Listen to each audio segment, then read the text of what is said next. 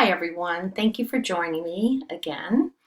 I wanted to do a little reflection on the gospel from Mass yesterday and also to link a couple of resources beneath the video that you might find useful, particularly if you have young people in your house, teenagers beginning high school, beginning college, or maybe even for yourself if you are starting a new chapter of your own life, like retirement.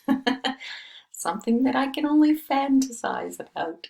Anyway, so I want to read the gospel to you from yesterday and kind of give you my own little reflection. And then, like I said, point you to those links that you might find useful.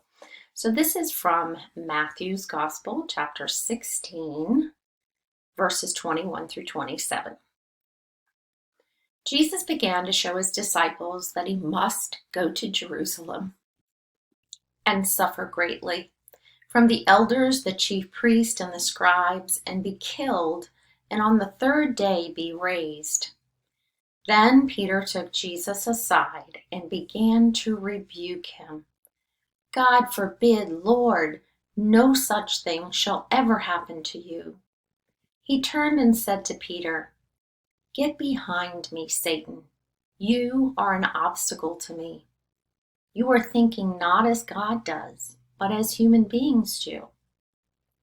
Then Jesus said to his disciples, Whoever wishes to come after me must deny himself, take up his cross, and follow me. For whoever wishes to save his life will lose it. Whoever loses his life for my sake will find it. What profit would there be for one to gain the whole world and forfeit his life? Or what can one give in exchange for his life? For the Son of Man will come with his angels in his Father's glory, and then he will repay all according to his conduct. Now, the first thing that stood out for me in this gospel reading is, poor Peter. I can relate to Peter. Jesus telling him this news that, for all of humanity, for the sake of salvation, he's going to have to suffer greatly and be put to death. And, Peter loves Jesus, and he's like, no, this is awful. Say it isn't so. And there's no way. And Jesus turns to him and says, Get behind me, Satan. That's pretty harsh. And he says, You are an obstacle to me. And what that made me think was, have you ever heard that saying? I wrote it down so I wouldn't forget. God's not done writing your story. Let go of the pencil. How many times is God working on something in our lives? And we as human beings, are under the delusion that we have any control, which we don't. But for some reason, we feel like we need to have some sense of control. And God is trying to write something beautiful. And we just won't let go of the pencil. I will tell you this. There is something happening in my life right now that I feel I do not have any control over, and truly I don't. But to help myself remember who does have the control, who loves me, who is going to write the most beautiful story if I just let him. I have been doing this surrender novena, and I can also put a copy of that underneath my video if it would be helpful to you. Anyway, I'll read you day one of the reflection so you can see if you like it. It says, Why do you confuse yourself by worrying?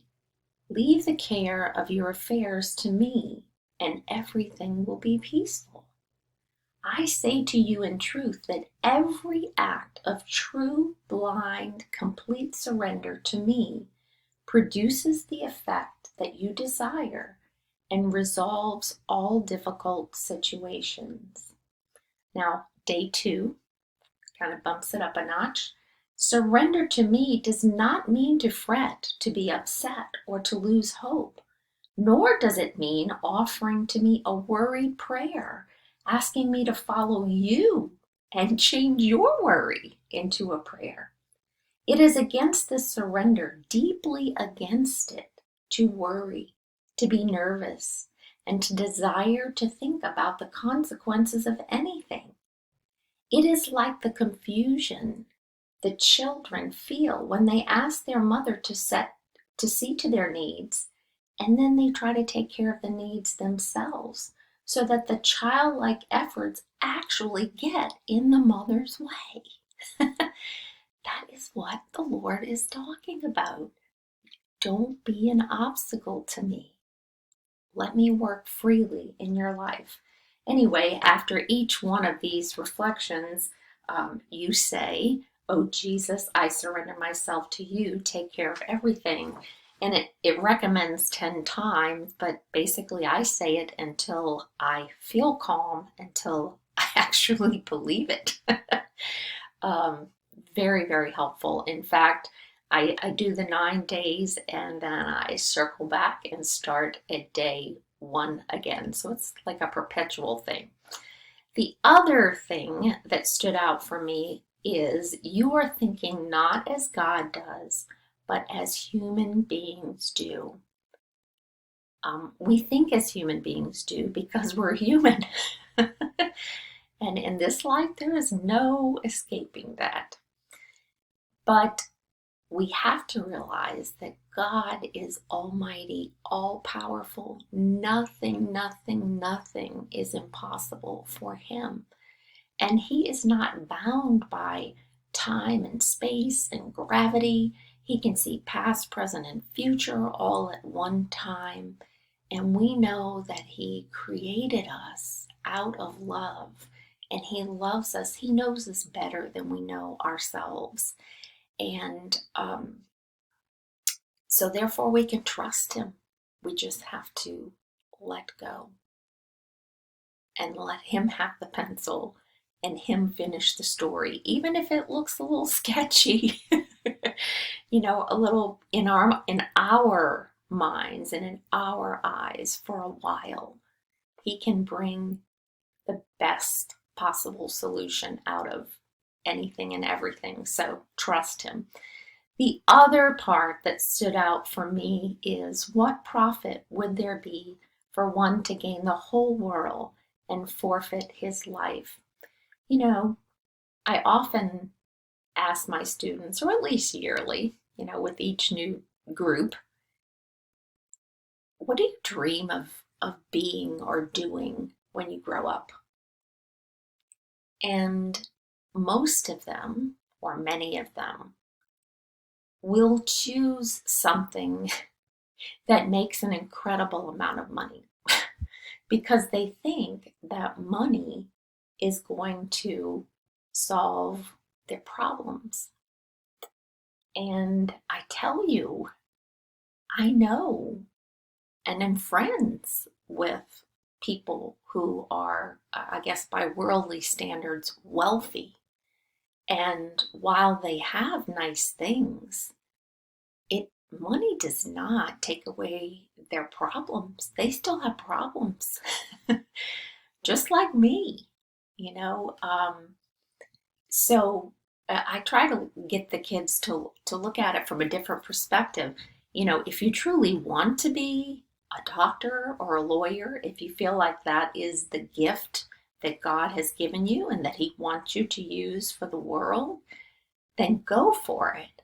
But if you're just doing it because you think you're going to become rich and it's going to solve all your problems and life will be happy, then you know what? Think again. So anyway, I'm going to post the Surrender Novena in case you're interested. The video by Father Mark Goring which is very good. And I just want to say one thing about that.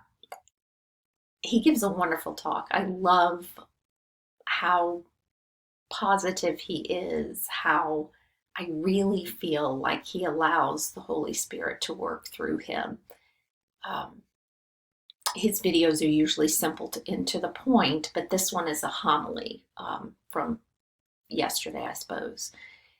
At the end of the video, he does something that I have never seen before in a Catholic church, only in a Protestant church, and that is an altar call.